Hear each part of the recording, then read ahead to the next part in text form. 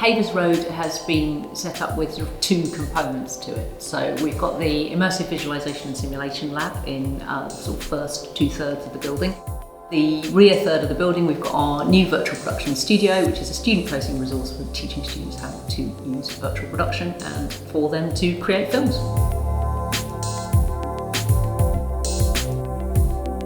I am Frances Wall, I am Technical Services Manager for Production.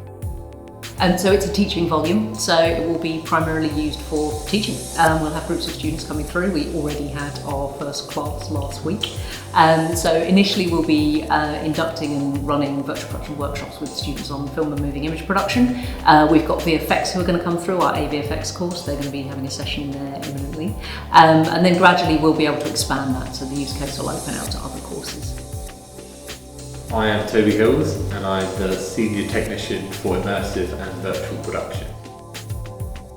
A lot of people working on the project had backgrounds in virtual production and sort of that industry, but I think the biggest thing for us was how that translated to education and how we use virtual production in education and all of the sort of different challenges that that brings.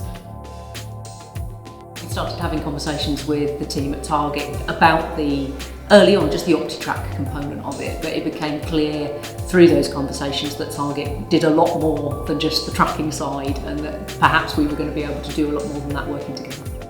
Hi, I'm Tom Sands, the project manager at Target 3D, and I'd like to give you a brief overview of the technology that we installed at the new virtual production studio. At the heart of the space is an LED volume made up of 160 Sony Verena panels driven by Brompton's SX40 processors. All real-time graphics are powered by Disguise's RX3 with RenderStream, ensuring the content from Unreal Engine remains smooth, responsive and production ready. For motion capture and camera tracking, we installed OptiTrack Prime X22 cameras alongside CinePark for real-time camera tracking. Professional camera equipment was provided by Sony, including a 6K Cine camera, paired with a range of Zeiss smart lenses delivering accurate lens metadata. As the main systems integrator, we ensured that all of the equipment was installed correctly, fully tested and ready for use. There is a lot of film and TV work actually in East Anglia.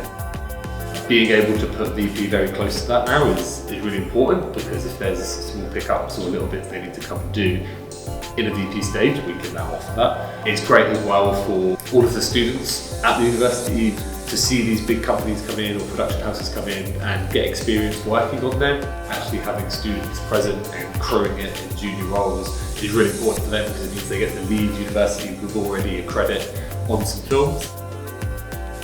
We are obviously looking ahead. There's a kind of R&D element for us of looking into kind of how VP will work in sort of less conventional screen shapes. At this stage, I think the key thing for us really is working on our lighting grid, getting that exactly how we want it to be. But I think I've got a sort of sneaky desire to look into other types of volume, shape and dimensions, and whether or not there are things we could do there, especially working with different kinds of camera in Unreal and being able to do kind of interesting things with that.